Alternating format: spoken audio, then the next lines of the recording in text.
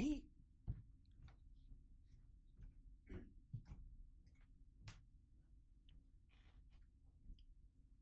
Once again, I'm Jason Riesbach, speaker and coordinator for the San Francisco Amateur Astronomers. We are so excited to have Professor Lance here speaking to us. I have heard him speak on this topic. I should really go back to my microphone. I have heard him speak on this topic. You will learn a lot. You will be entertained. Um, this is a real treat. So we're so glad to have you here. This is a topic that you are not new to.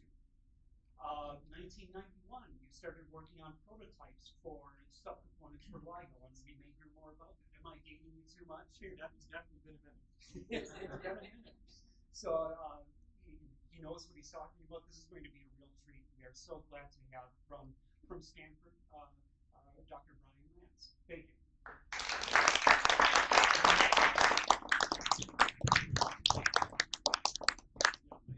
I am delighted to be here. Thank you, Jason. I want to tell you guys about LIGO. I was just talking to Jason a few minutes ago. It turns out, in terms of actually doing like normal astronomy, like I'm sure that there are many people in this room who are much better at it than I am. But I do hope I can teach you a few things about an unusual kind of astronomy that started about a decade ago, trying to measure gravitational waves coming from the universe with a big machine that we call LIGO, the Laser Interferometer Gravitational Wave Observatory. And I'll tell you something about what gravitational waves are, something about how LIGO works, a little bit about the things that we're learning about the universe. I have a picture right here of maybe my second favorite event. It's definitely my favorite picture of one, which is two neutron stars crashing into each other and emitting gravitational waves, emitting a burst of gamma rays, emitting a bunch of optical light, which you can see here, and forming like the gold that's in your rings and such as part of this version. So let me. That's an artist's rendition. What makes you say that? Actually, Aurora is an artist up at Sonoma, Sonoma State. I was just talking with Mary here about. She also did the logo that one of the other logos in here. So yeah, one of the great things about finally measuring something is that a bunch of people who are actually good at making slides and animations and stuff can make a bunch of things that you can show in fonts like this. Otherwise, it's all nice stuff, which is really not that great. We are part of a huge collaboration. Of course, the best part is here at Stanford University. The lab is run by Caltech and MIT. We are funded by the National Science Foundation, primarily with a bunch of inputs from other international partners. If you see something cool in these slides, it's likely that one of my thousands of colleagues actually generated the background for that. I want to start by just making sure we're all on the same page. I'm going to define two things, black holes and LIGO. We've been talking about those for most of the talk. Black holes to start with. This picture of my favorite star, setting over the Mediterranean. A black hole is if like a star like this sinks into something extremely small. The gravitational wave, the gravitational pull, is so great that even light can't get out. So you take my favorite star, which is almost 1 million miles across, and you suck it down to something that's only about 3.7 miles. It's still one solar mass. For youth in the audience, that means it weighs the same as the sun, right? Okay. So astronomers love things like this, right? The gravitational pull of something like this would be so big that even light can't get out, which is why it's called a black hole. The first black holes that we saw were about 30 solar masses, about 110 miles in diameter, 30 times the mass of the sun. So that is one heck of a compact object, this is called. LIGO. So LIGO is the Laser Interferometer Gravitational Wave Observatory. These are the two U.S. observatories in the United States. This one's in Eastern Washington. This one's in Eastern Washington State, called the High Desert, Hampton Reservation. This one's in Louisiana, out amongst the trees. And these are part of a big international network. So here's Stanford in Eastern Washington. Here's the Livingston site, 20 miles east of Baton Rouge.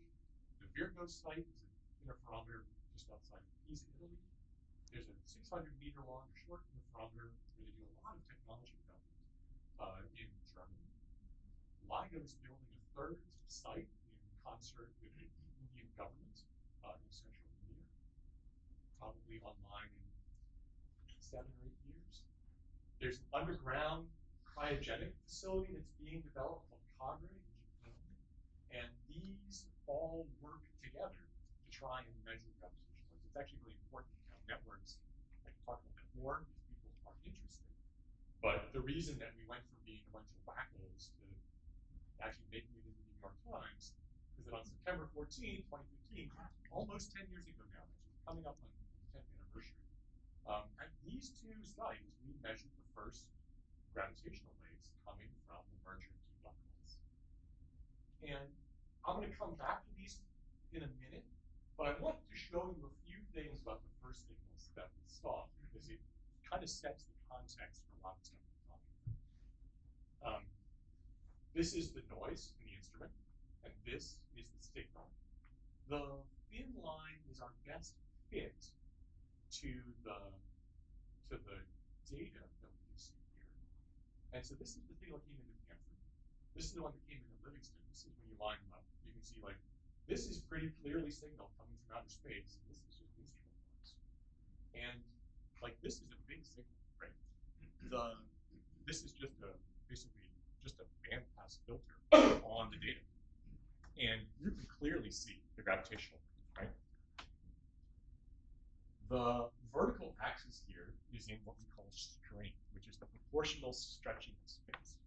And the peak strain of these is about 1 times 10 to the minus 21. And one of the cool things about working in LIGO is that there are just so many ridiculous numbers. So this is an incredibly small strain to be able to measure, right? So we can see it pretty clearly, right? If you took a strain that could stretch the space from the Earth to the Sun by a part in 10 to the 21, that would be about the size of an atom.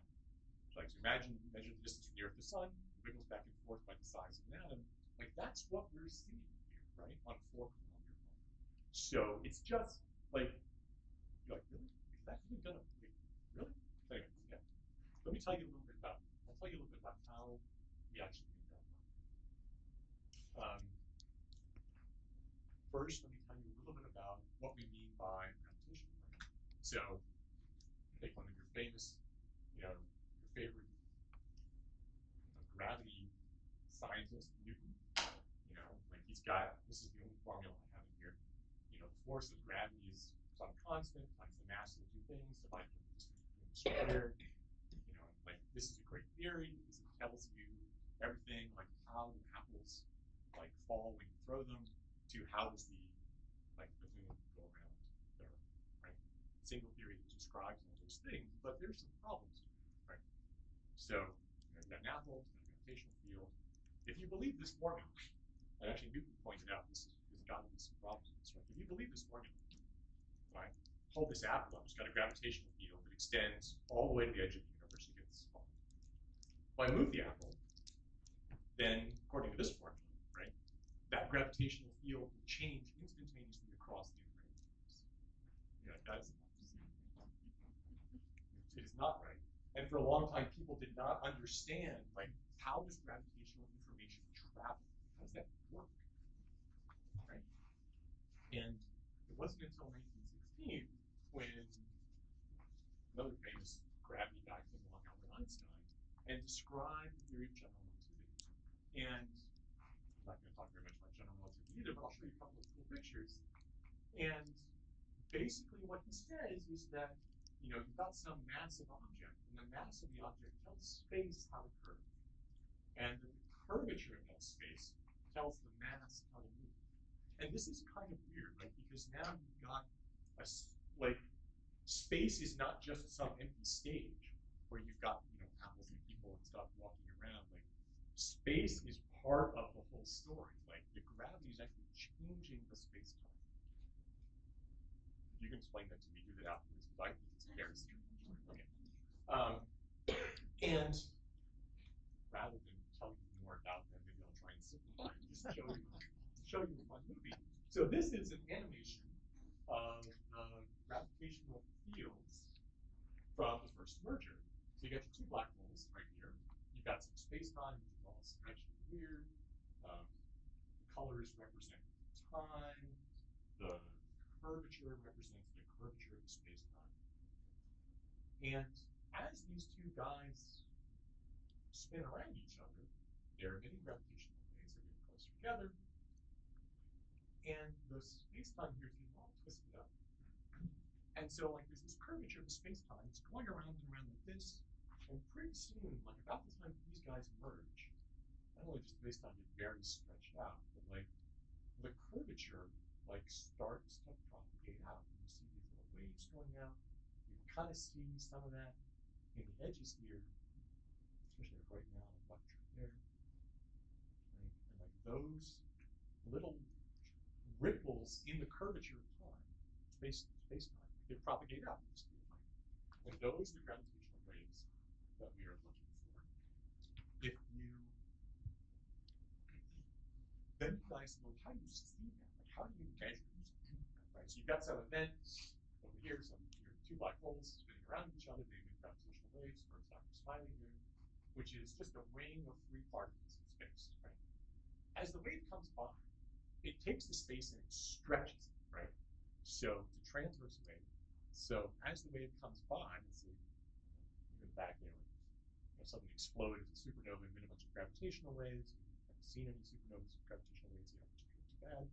Really cool, right? When gravitational waves come by, like first it gets compressed in one direction, and stretched out in the other, and then as the wave comes by, like you kind of do this little stickman dance as the space gets distorted by the passing gravitational wave, right? You kind of sort of imagine that as Dr. Smiley gets distorted, and you're like, well, look, if I put an object right here in the middle, and I put another one here, another one here, like as this object, like as these free particles in space got moved around, like I could measure the distance between them and watch for that stretching, and I could measure the gravitational wave that way, and that's how light works, right? So you've got a big laser interferometer, a big laser measurement system, laser comes in, there's a beam splitter, with these two long arms, you measure the relative distance of the two arms.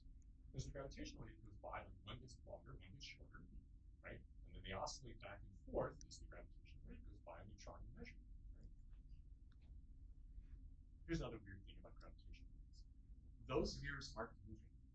Right? Those mirrors are fixed in inertial space. The distance between them is changing as the space-time is getting distorted, right? So if you're sitting here, like it seems like this mirror is changing, right?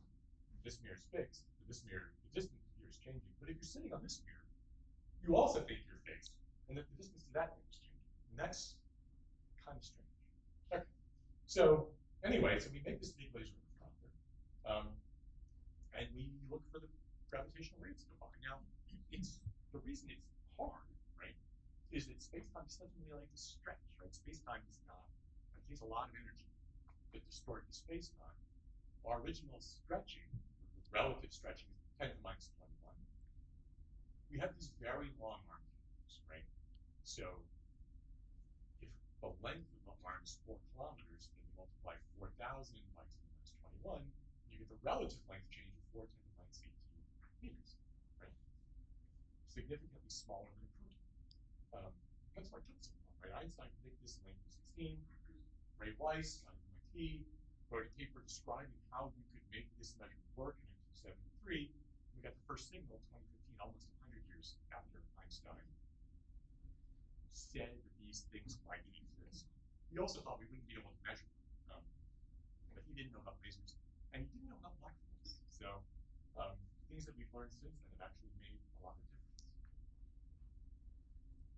I'll tell you a couple of things about how the machine actually works. I actually work on the machine, so I'm going to talk a little bit about the machine and talk about some astronomy. There's sort of 3 key concepts. We have really long arms, we have really quiet mirrors, and we do a really precise measurement. So the long arms are maybe obvious.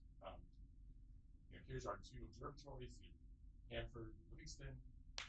We do a proportional stretching of space. It's relative to 10 to the minus 21, delta length divided by the length. So the more length you have, the more delta length you get for giving the strength, right? So these are units, right? We're actually the world's third largest. When I started, we were the world's largest. We're now the world's third largest vacuum system. These pipes are 4 kilometers long, about 2.5 miles long, 4 feet in diameter. Here's a picture of the one in Louisiana being built. Here's the big vacuum pipe, the concrete enclosure to keep it, safe. Here's a picture of it now.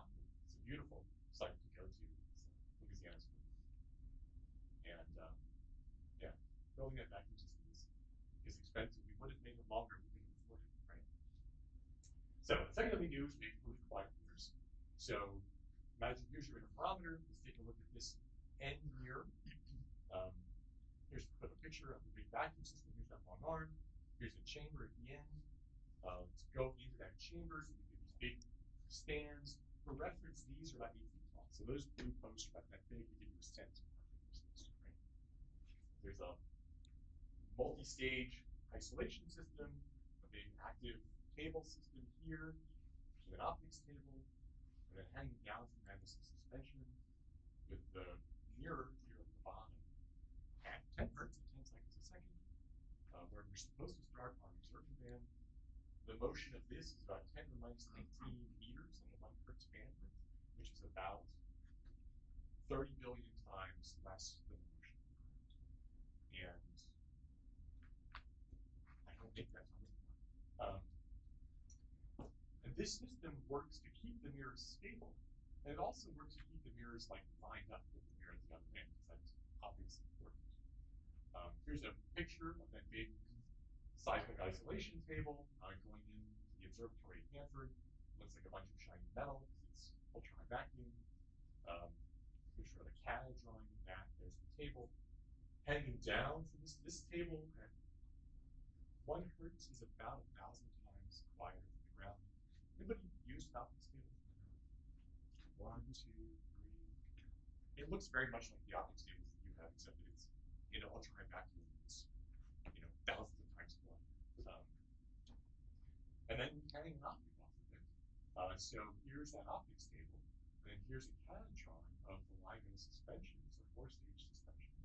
The mirror at the bottom that we use to bounce the laser off of is a piece of glass. It's a fancy blue silica piece of glass that weighs about 100 pounds.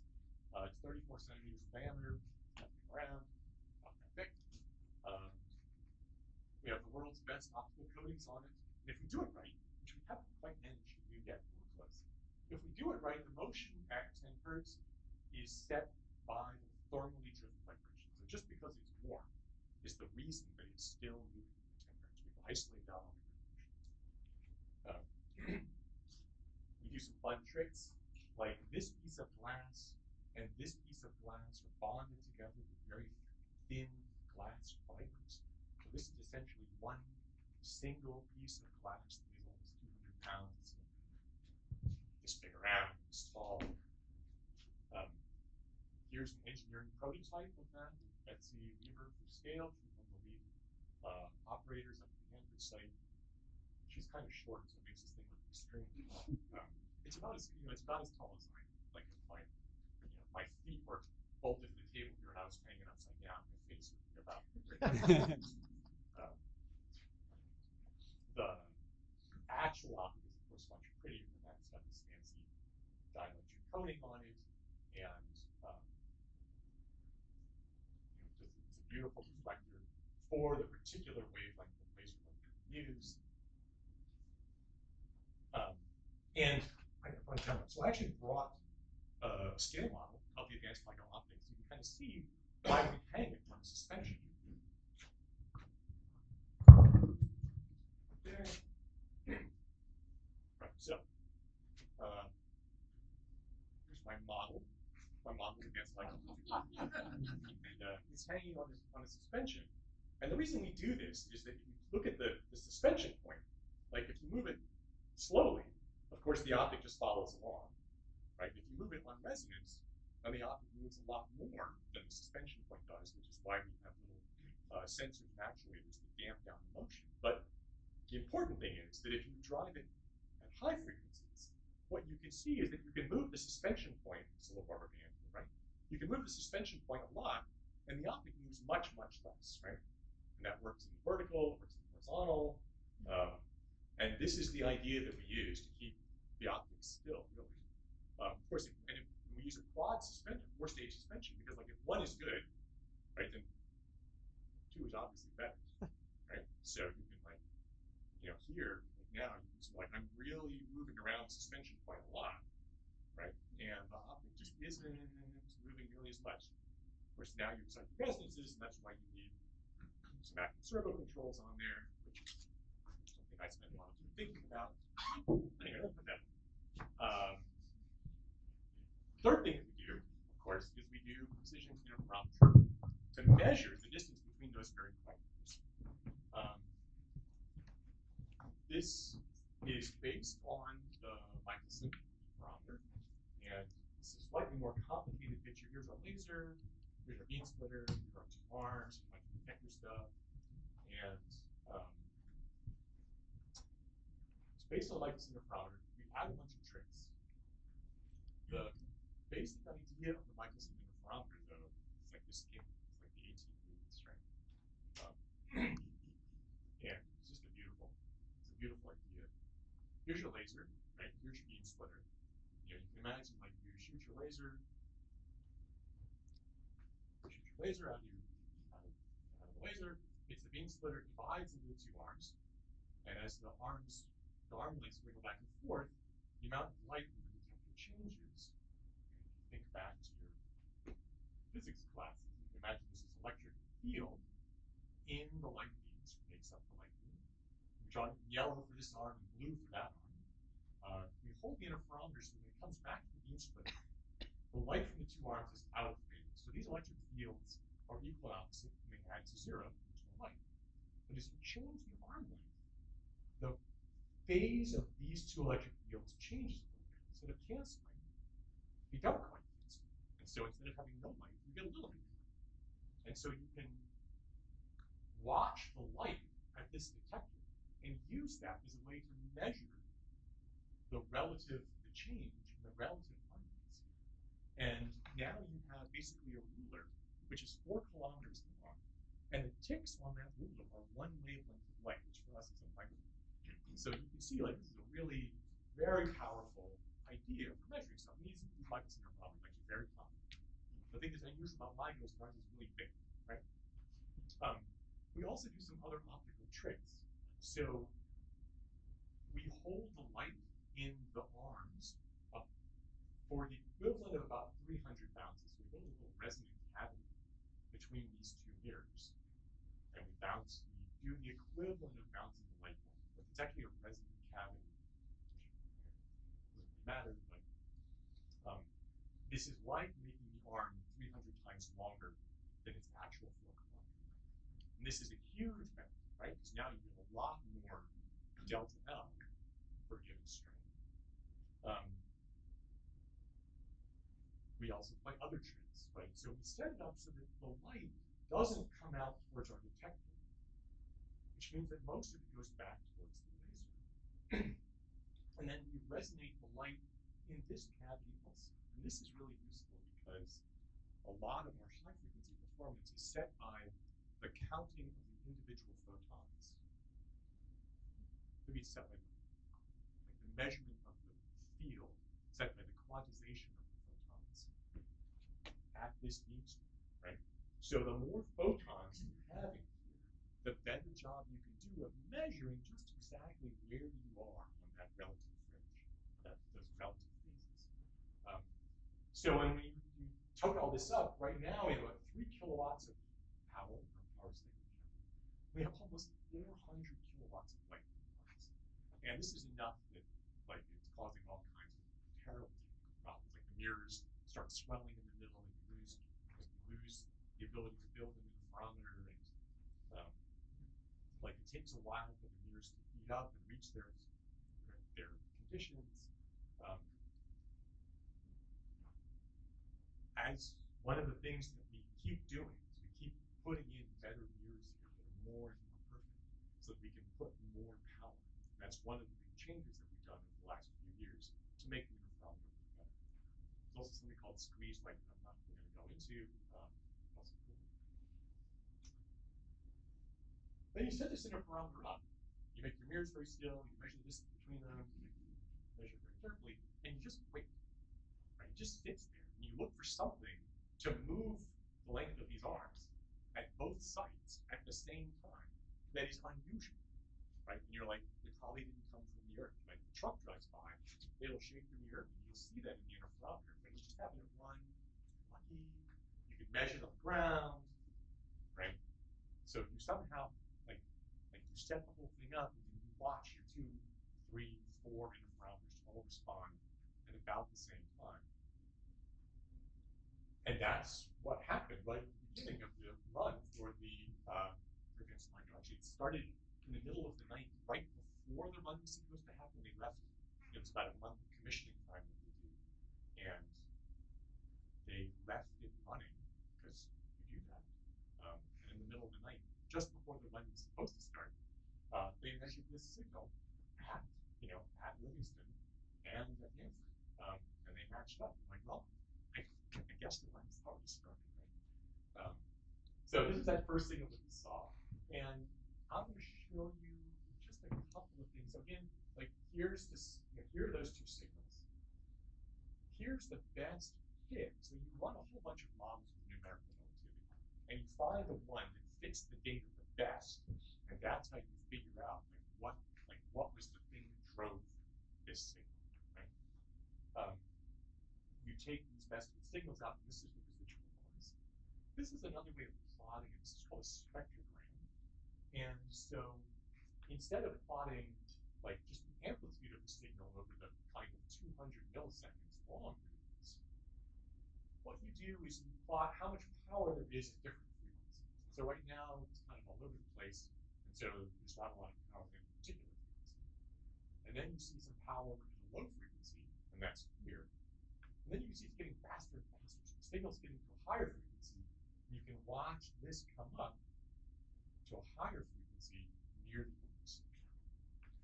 And then you do your best fits with numerical relativity. You're like, what was that thing? Like, yeah, that thing was pretty big. What was it? You're like, well, it seems like it was a 29 and a 36 solar mass object. They combined to form something like 62 solar masses. It seems like it was about 420 megaparsecs, 1.3 billion light years away. And it had this, we were not expecting this at all. Actually, Kip Thorne was. He's a theorist out there. Everyone else is like, we're looking for neutron stars, right?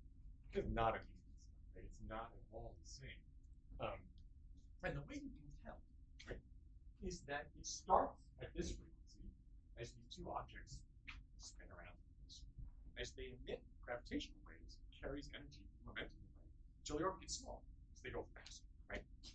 So it starts going faster, and since they're accelerating harder, the signal gets bigger, right? So it starts off slow, and then it gets a little bit bigger, and then now they're going around faster, so it's emitting more gravitational waves, more energy, momentum is getting carried away, so it starts going faster. And it's a one-way process, right? So it starts off low, it comes all the way up to here until the two things merge, and then it brings down this black hole. Just here's another crazy number, right? So this is the relative velocity as a fraction of the speed of light. So they're starting with a third of the speed of light. By the time they merge, they're going at more than half the speed of light. Amazing their average. And I don't know if anyone's been trying to do the math. I hope so. Right? 29 plus 36 is not 62. Right? It's 65. And 3 solar masses worth of energy got carried away in this. So Einstein tells us that E equals mc squared. M is 3 times the mass of the sun, right? And this is an incredibly powerful, right? It's, 3 times the mass of the sun gets converted into energy in like 200 milliseconds. The power coming out of this is enormous. It turns out that if you think about the power coming off of this, it's 50 times more than the light coming off of all of the stars in this universe. And what's even weirder about it to me is that, like, you just have no idea, right? Unless we happen to leave this machine running in the middle of the night, that enormous signal would have just gone right through it and no one would have had any. So if you think the universe is weird, you are definitely. All right, so let's see if this works. Because this signal is about 100 hertz, you can hear it. So you can actually play this signal through a speaker, and you can hear what it sounds like, sort of like when two black holes merge. And so I'm going to do that for you right now. You'll hear the characteristic chirp. It starts low, and then it gets louder and gets higher. Right? And the thing you start with is the instrument noise. So this is what it sounds like when there's no gravitation. It's kind of this rumbling background noise. But then you can put this signal on, and what it's going to do is it's going to play through a couple of times the original frequency, and then it can shift it up by 400 hertz just to make it easier to hear. Then we kind of go back and forth. So this is what it sounds like. Two light waves merge.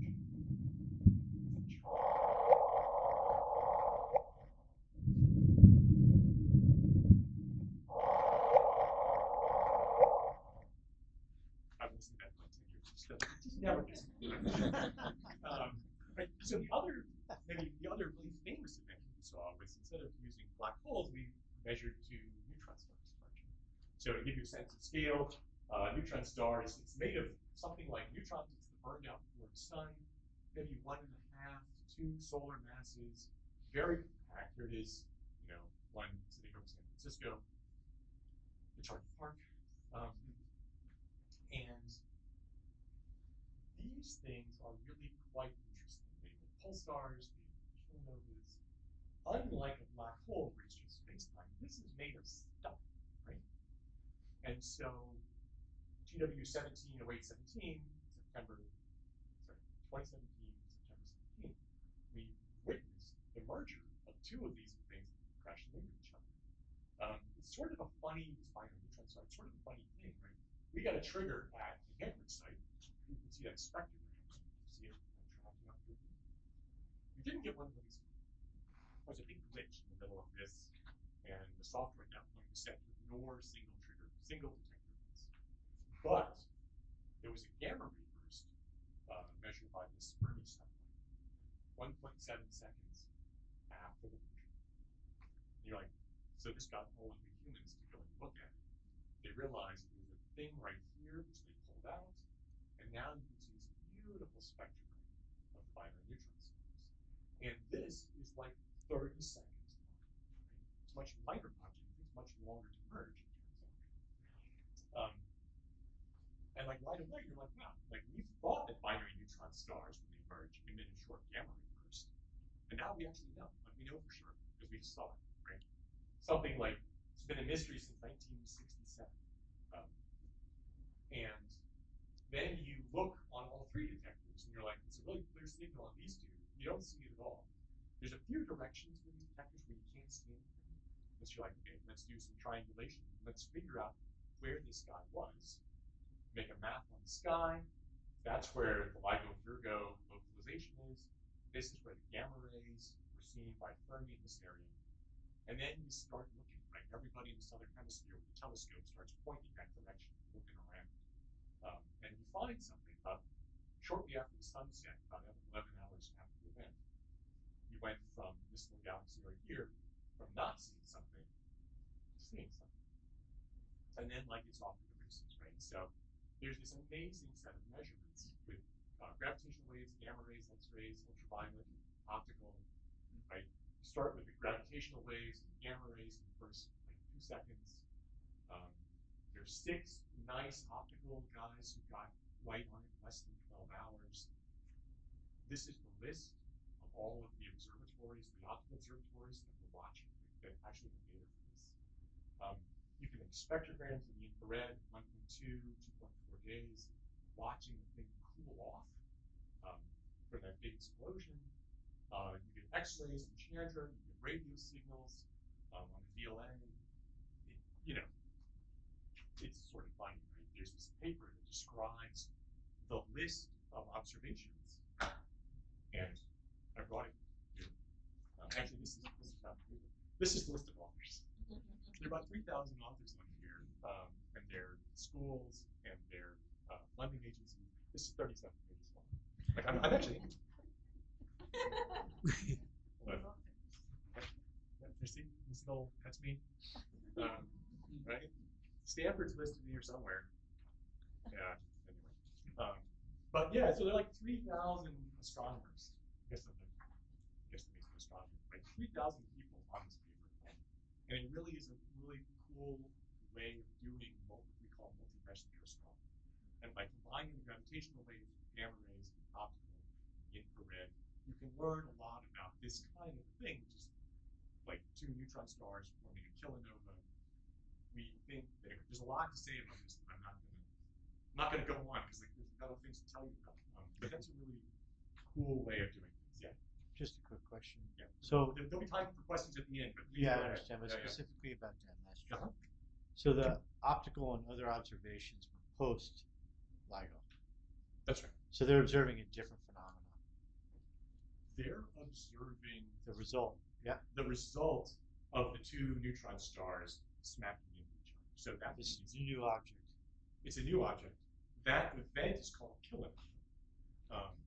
And for a while, right? So it's weird. Like as the gravitational fields are so strong that when you've got these two neutron stars spinning around each other like this, the tidal effects on the outside are such that the outside of the neutron star starts coming off. And so by the time the pores merge, like there's this huge soup of stuff. And then the two cores merge, there's a huge explosion, and it blows out through that soup. That people tell me that this process is very well understood, and I've seen at least 3 different descriptions of how it happens, so make your own judgments about it, you'll understand it. And that explosion is what you can see with the optical. You didn't see it for almost 2 weeks with the radio, and no one knows if that's true. As they form, you get a jet coming out from the pole, and that's what the gamma is. But that's not the optical signal. The new object is a black hole? We don't know. Probably. It's likely. That's actually a big question. We don't know whether it's a really heavy neutron star or a really light black hole. The way you could tell is by watching the gravitational wave signal after the merger, but our instruments aren't good enough to see that yet. It's based on its mass, probably a black hole. Yeah, right. Plenty of questions. Because you don't know how much blew off. Right. Yeah. Right? It's cool science. Yeah, 100%. So 2 weeks delay on the radio? 12-hour delay on the optical? Yeah. Well, the optical was immediate, but the sun didn't set. So you couldn't see it. So it persisted for more than the momentary LIGO. Yeah, no, the optical stuff was there for days. So LIGO is very, very quick. Yeah, once it merges, you can't see it. 200 milliseconds. Well, the black hole was 200 milliseconds. That was about 30 seconds. 30 seconds. But then you have optical for days, weeks. Yeah. And radio came 2 weeks later. Yeah. Okay, let me go on. So where are we now, right? So the first thing that we saw was at the beginning of what we call O1, first observing line. And then what we do is we take turns. Right? We observe for a while, we improve the instrument, we observe for a while. We are now near the end of O4, fourth observing line here. In November, we're going to shut off for about 2 years, make a bunch of upgrades. It's 5. And the reason that we do this is that as you improve the instrument, you start to see a lot more stuff. So this is the cumulative number of events that we have seen over the last 1,300 days of observing. So here's O1, and starting off with 1. In O3, the instrument got significantly better, and the rate started going up a lot. And now, near the end of O4, we've got over 300 potential events. So a lot of mergers. Mostly black holes. 2 neutron stars, 1 that we've been able to follow up. And some that are neutron stars merging with black holes. At the end of O3, right here, the first papers on O4 are just coming up now in a second. You can actually watch these. If you go to gracetv.lightning.org, you can watch these things come in. Like you can see, like in July, it's been 1, 2, 3, 4, 5, 6 events. As of yesterday, there were interesting. They're all binary black holes, shows where they are in the sky.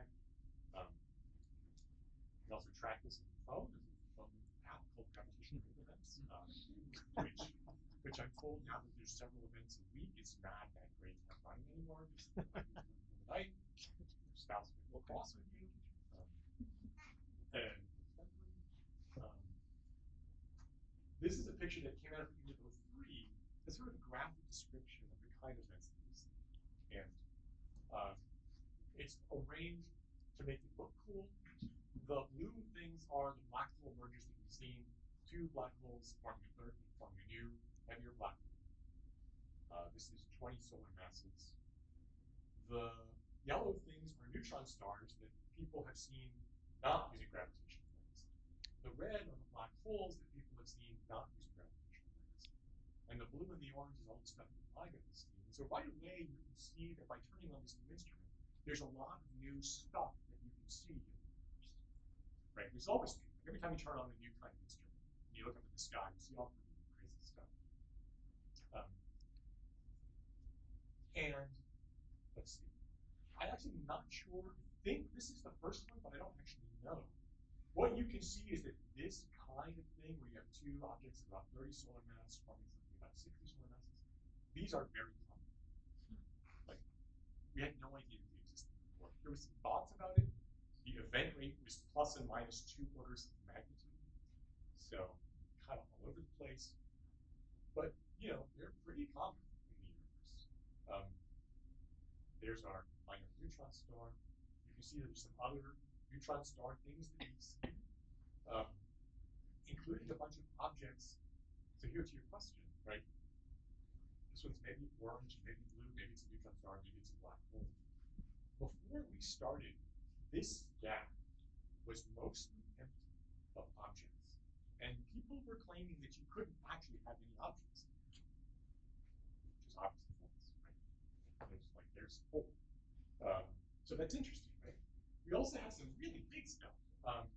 And this is the biggest thing that we saw in 03. It's about 180 solar masses, 150 solar masses. I forget the number. It doesn't matter now because on Monday, anyone see the announcement on Monday? Okay.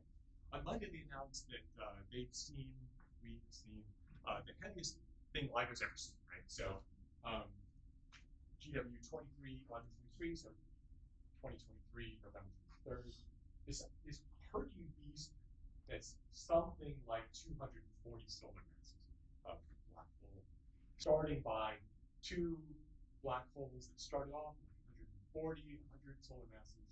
See, the uncertainties on these are quite large. It's about 7 billion light years away.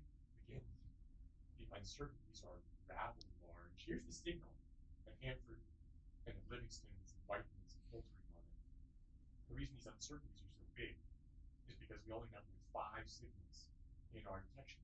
You still a lot you can learn from this. They were spinning very rapidly. We don't know exactly how rapidly, again, large uncertainties, but one is the maximum velocity that you can spin a black hole according to general relativity. These guys are spinning like crazy. And this is interesting, right? Because one of the things that I think is really cool is that there's a 4.5 million solar mass black hole in some galaxy. This is very common. All galaxies seem to have 1 or 2 supermassive black holes in them. And no one knows how they got there, which is kind of weird, right? One way you could imagine getting there is you take a bunch of little black holes and you can stick them together to form these intermediate mass black holes, like the one that we just saw, and you keep doing that, right? And you build this hierarchy of bigger and bigger masses and finally ends up with something like our galaxy. And now we have a couple of data points, right? We finally have a real intermediate mass black hole. Because these guys were spinning so fast, it's very likely that they are the result of a previous merger, right? So this is likely 4 becoming 2, becoming 1, on its way to becoming something quite large. Don't know, but it's nice to finally have a little bit more data. You can also do things like try and measure the Hubble constant, try and test general relativity. I'm going to talk about this. People are trying to like bound the mass of the graviton. I will tell you about this, right? So we mentioned the speed of gravity. I said it travels at the speed of light. We think that's true. And how do you test that, right? So you can look at the binary neutron star, right? You see a gravitational wave, and then you see a burst of gamma. And those were 1.7 seconds apart. They travel for about 130 million years, and they arrive 1.7 seconds apart. So you're like, well, the speed of gravity and the speed of light must be really close together, right? So you can bound like the speed of gravity. Like it is within, this sort of part of 10 to 15, 3 parts of 10 to 15 of the speed of light. I mean, probably the same. But you can actually make cool measurements of this. Okay. Let me try and step back from just light and tell you a little bit more about what's going on in the rest of the gravitational wave astronomy world. So this is a fun plot of kinds of things that you might be able to see with gravitational waves. So here we are in LIGO, things like two black holes merging at sort of 10 millisecond period. If you go down to like a 2-minute period, you can watch massive binaries merging with things like dwarfs. And if you go down to periods of a year, maybe you can see like supermassive black holes. Like if you have two of these supermassive black holes in the middle of the galaxy whizzing around each other. Like that would take a year or more. And those would also be really interesting events to look at. And there are people trying to do this, right? So LIGO posts looking here. We're trying to improve our instruments to get better performance. But there's a thing called LISA, which is a space mission. It's like LIGO. They'll be able to measure these kind of objects. There was a great announcement about 2 years ago by a bunch of people who were measuring pulsars with something called nanograv, like the International Pulsar Timing, trying to measure gravitational waves down at these frequencies. And so, although 150914, the first gravitational wave we saw, kind of was like revolutionary, there's a lot more science on the way. So let me just tell you a couple of these things. Those are the pulsar timing. Use like the tick, tick, tick of some pulsar, right? Very, very stable clocks. And if you watch that pulsar, you would expect those ticks to arrive in a very regular way. But if a gravitational wave takes and stretches the space between you and that pulsar, just many, many light years away, you're going to Doppler shift in the pulsar. So you're going tick, tick, tick, you're going tick, tick, tick, tick, tick, tick, tick, tick, tick, tick, tick, tick, tick, tick, tick, tick, tick, tick. Of course, if it were that big, of course, they would have had much better results so far. It's just a tiny effect. And then you compare the arrival times of like a whole array of these neutron stars. And there ought to be a very characteristic way that the timing of these pulsars changes. And 2 years ago, the folks at Nanograv released this thing called Helling's-Down curve, which I'm not going to try and explain to you. But the prediction is that if their neutron stars are close to each other, the timing will be similar to gravitational waves. And if they're 90 degrees apart in the sky, it's a differential kind of length change. The timing of those pulsars will be differential, right? And back behind you, they'll look similar again. And the data clearly has this kind of curvature that you would expect with gravitational waves. So that's cool. LISA is a space mission. LISA is like LIGO. It's a bunch of interferometers. But instead of having a 4-kilometer arc, you have a 2.5 million kilometer arc between these 3 separated spacecraft. And they orbit around the sun, about 20 degrees behind the Earth.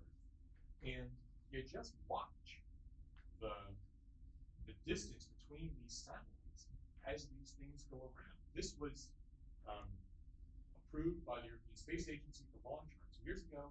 They're expecting a launch in about a decade.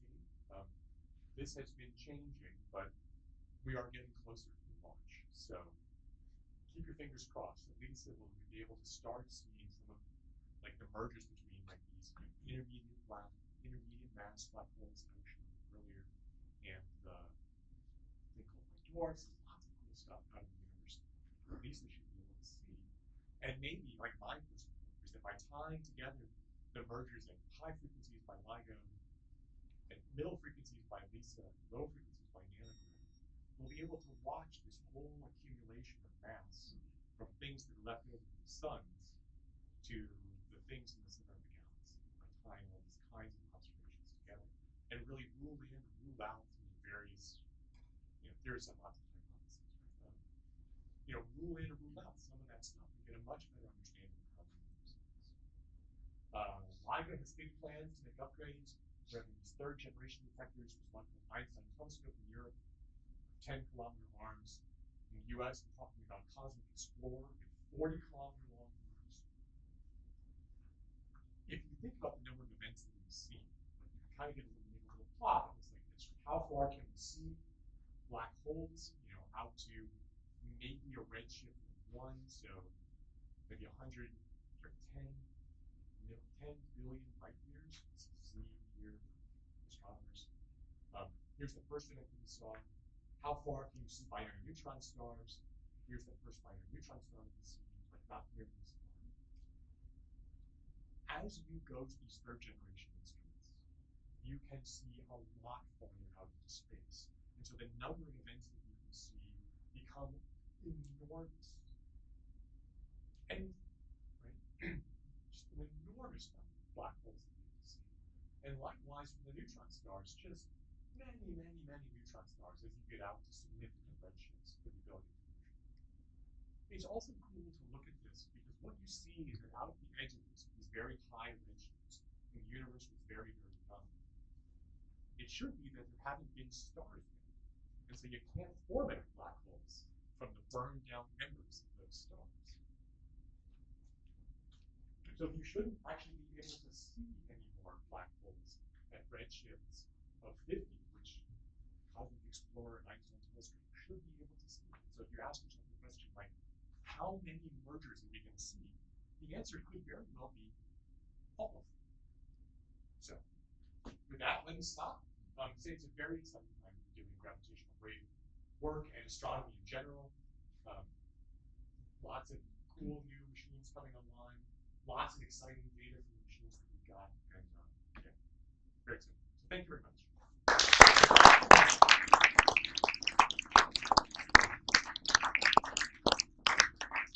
Before we do questions, I'll say if you want these slides, you can just download them from the LIGO Document Control Center. I think Jason will send you. Yeah. So they'll link to go out. Yes. You can go and download these. Also, from just dcc.ligo.org, you can get all of our public papers that are going out. And the papers from the end of the first part of 04A, are coming out now. So if you're actually interested in doing this kind of reading up on this kind of astronomy, check this page over the next couple of weeks, and I think there'll be some cool stuff, some other cool stuff there for you. So, questions?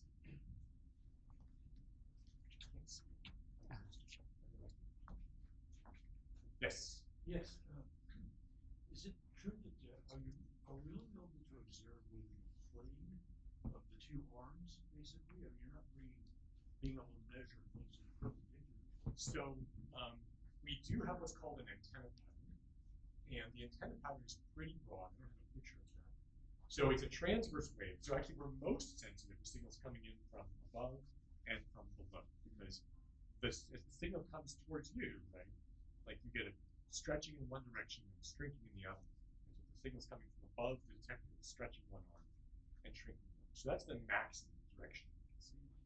We can see about half as far for signal coming in along, right? Because their one arm isn't changed, but the other arm is still transverse. So your signal goes down by factor 2. If you come in right between the arms, they can't see it at all. So that's what happens to Virgo for that binary neutron star. It's like they got unlucky, but you're like, well, you should be able to see it, and you can't. Therefore, you know where it is, right? I mean, sort of in 4 directions. It's good enough that we were able to localize it. It is interesting though, because if you want to find a source, because you have this most of the sky coverage, it's great because you can see most of the things in the sky. It's bad Because if you only have one detector, you don't know where it is, right? So you really, that's one of the reasons that you want this network. So you can have 3 detectors and do triangulation.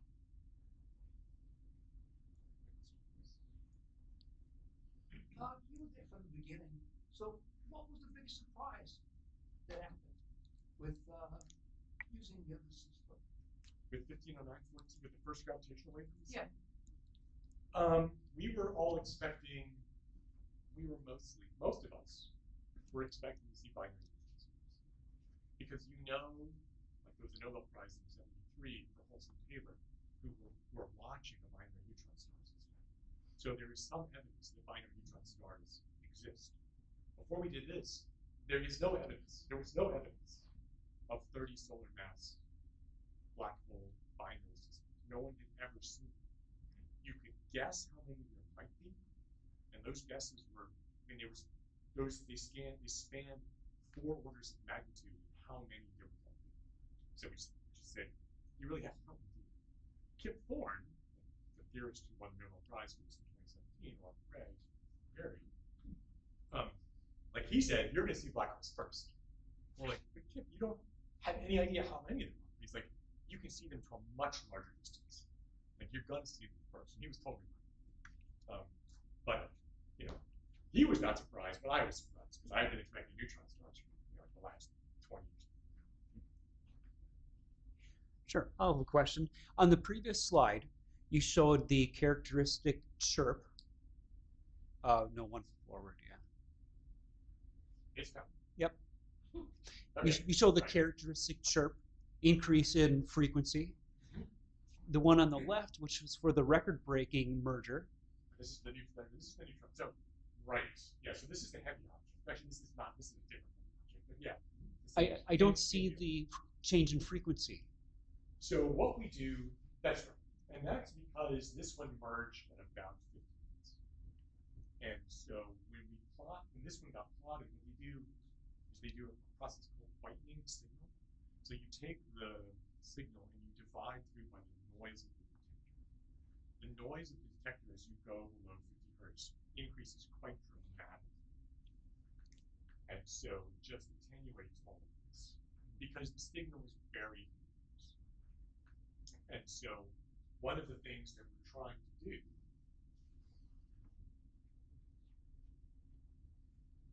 is the plot of the noise versus frequency. So that thing merged at about this frequency. See, our most sensitive frequency is kind of 100 to 300 hertz. Then as you go to low frequencies, the noise just increases very, very low. Right? So as one of the things that we're doing is we make these detector improvements. So that's where we were in the first one. The orange one is where we are now. The purple one is where we're trying to get at the end of the next third run, the 5, right? As we push this down, like you ought to be able to see a lot more of the inspiring phase, of that merging phase, which would be great because then you have a lot better idea of what the individual masses are, what the individual spins are. You can tell something about like the total of the system from the signal that you see from those really heavy objects just by this. But it's really hard to tell what the individual masses are, what the individual spins are, what the spin alignments are. Stuff that really matters to people doing astrophysics. So what I'm working on is trying to make that work. What would be the limit that you can push that blue line down that they're trying to get to? One more, hold on, sorry.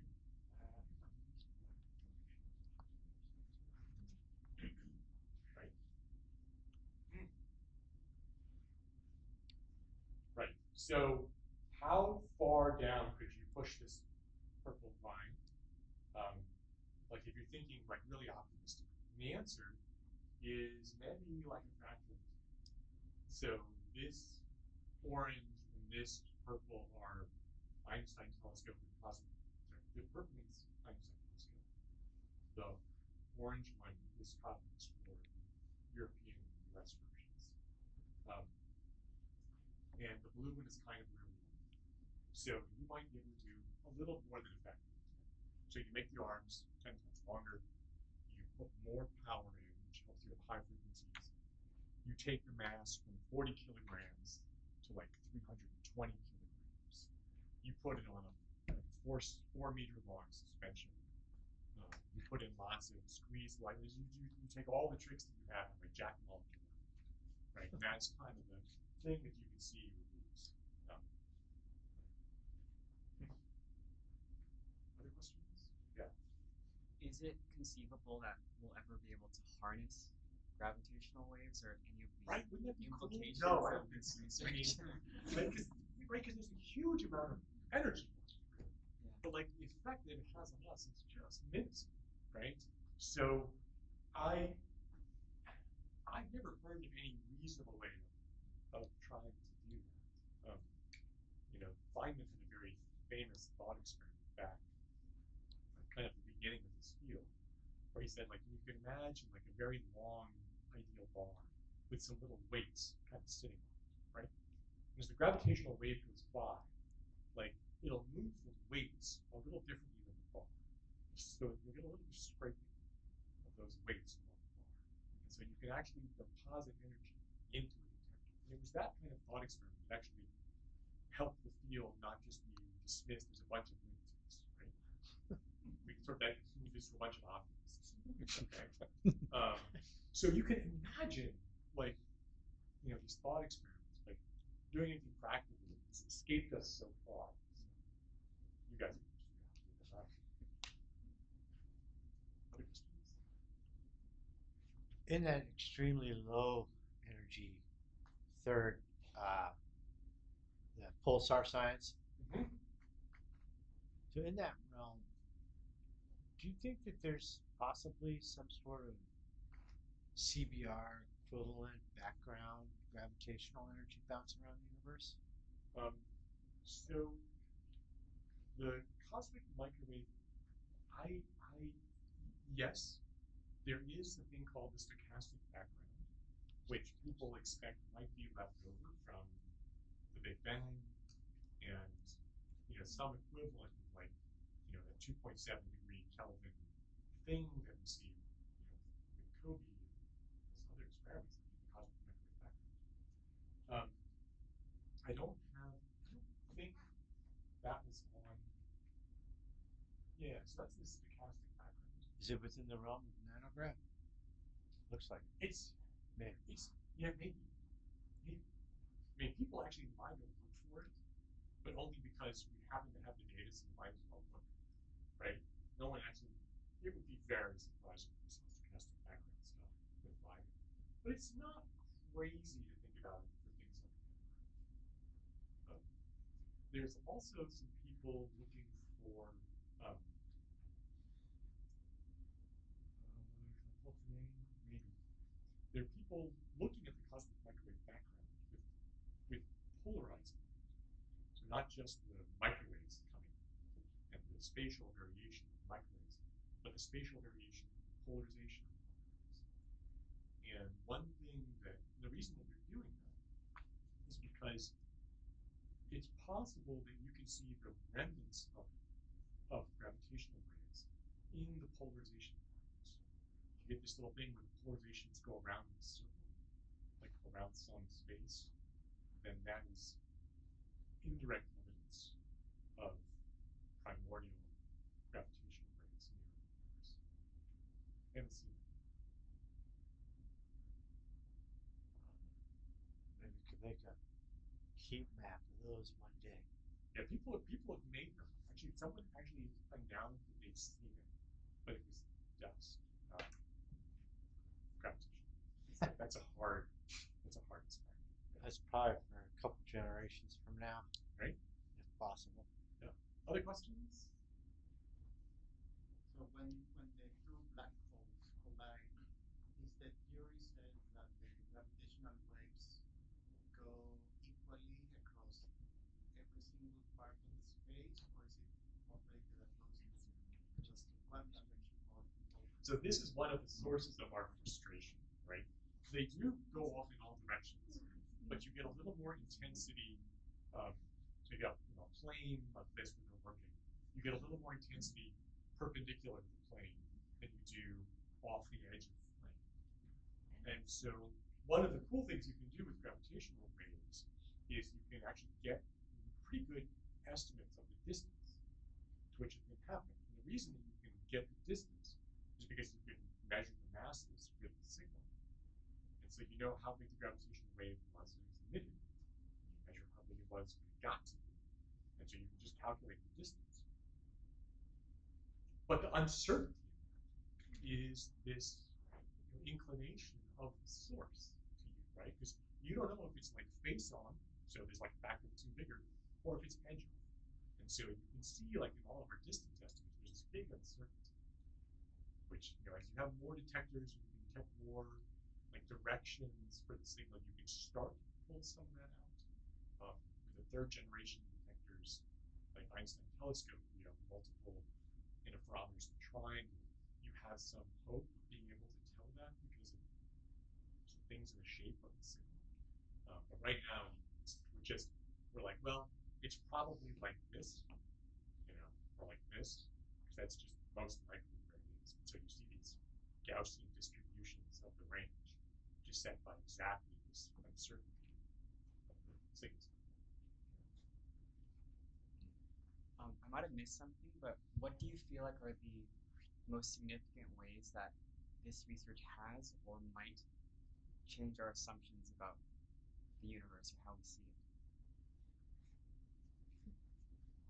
We know of a lot more black holes, right?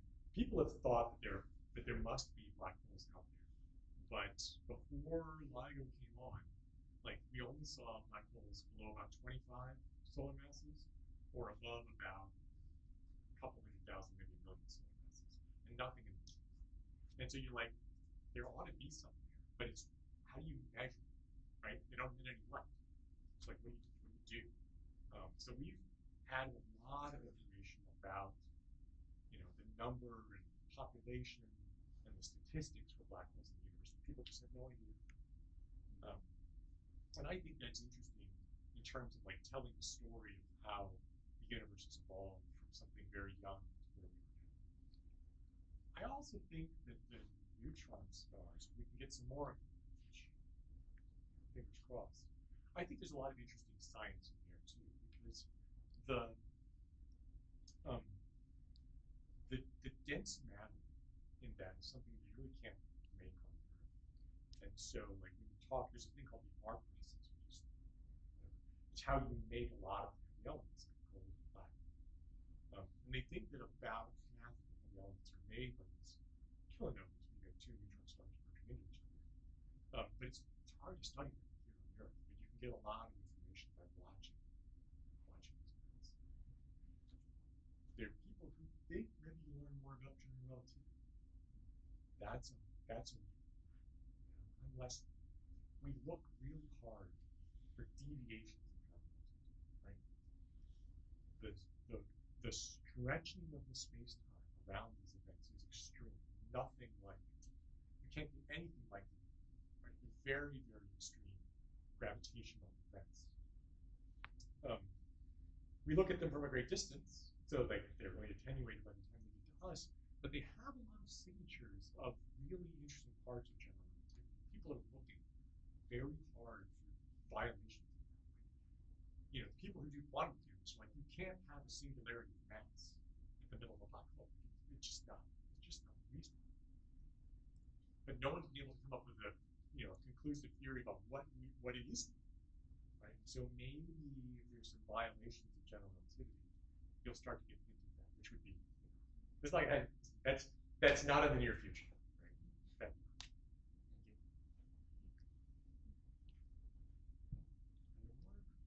I see two more. Do these discoveries change the understanding of dark energy?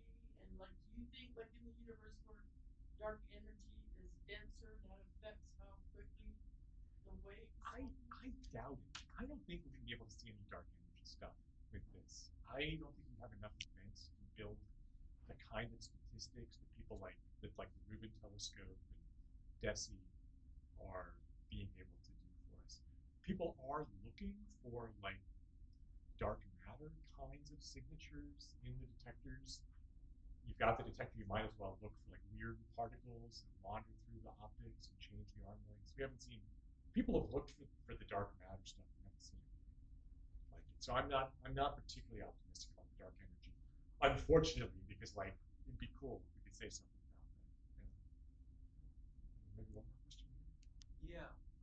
Could looking at gravitational waves be used to like confirm theoretical objects like white holes or stuff like that?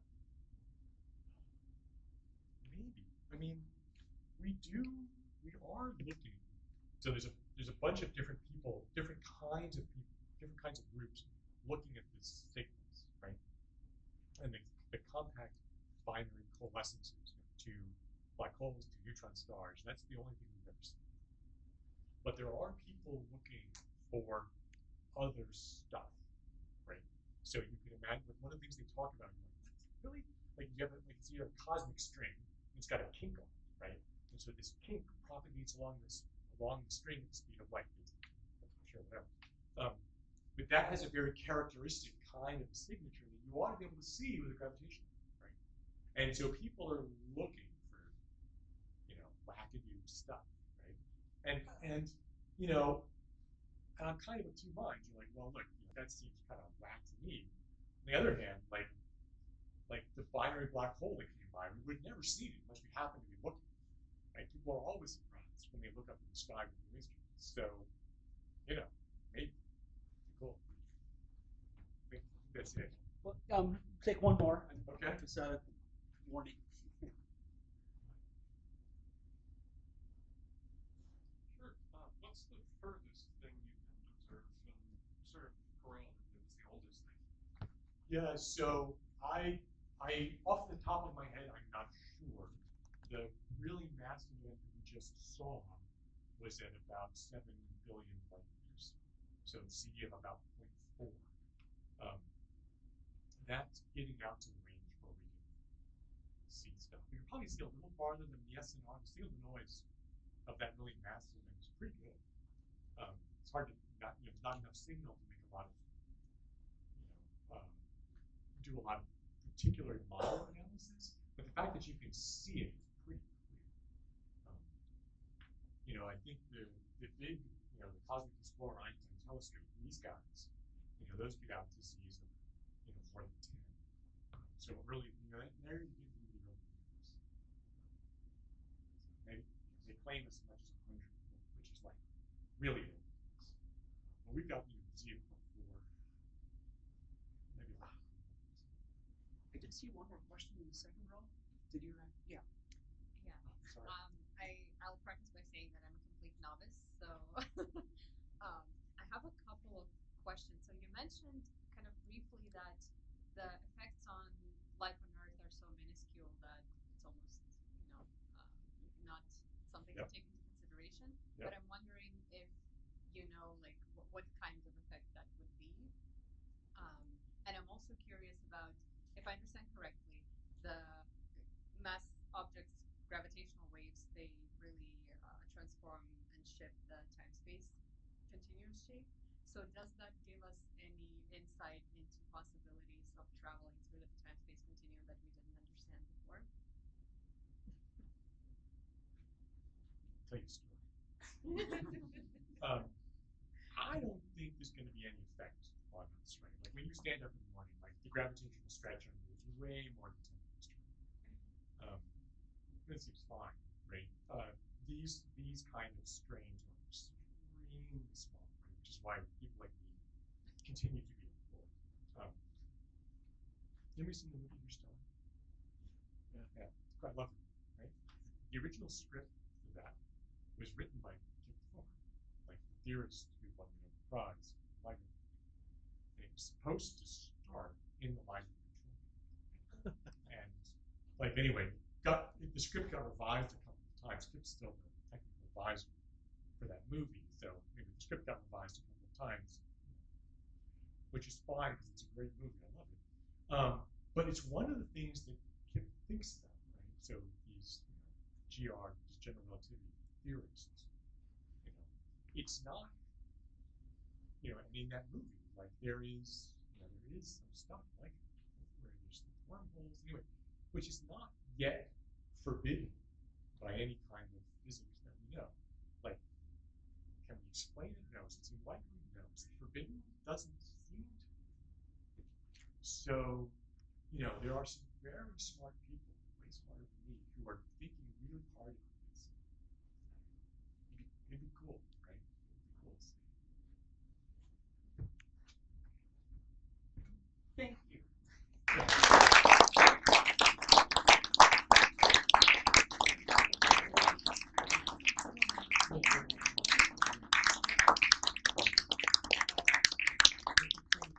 Wonderfully informative.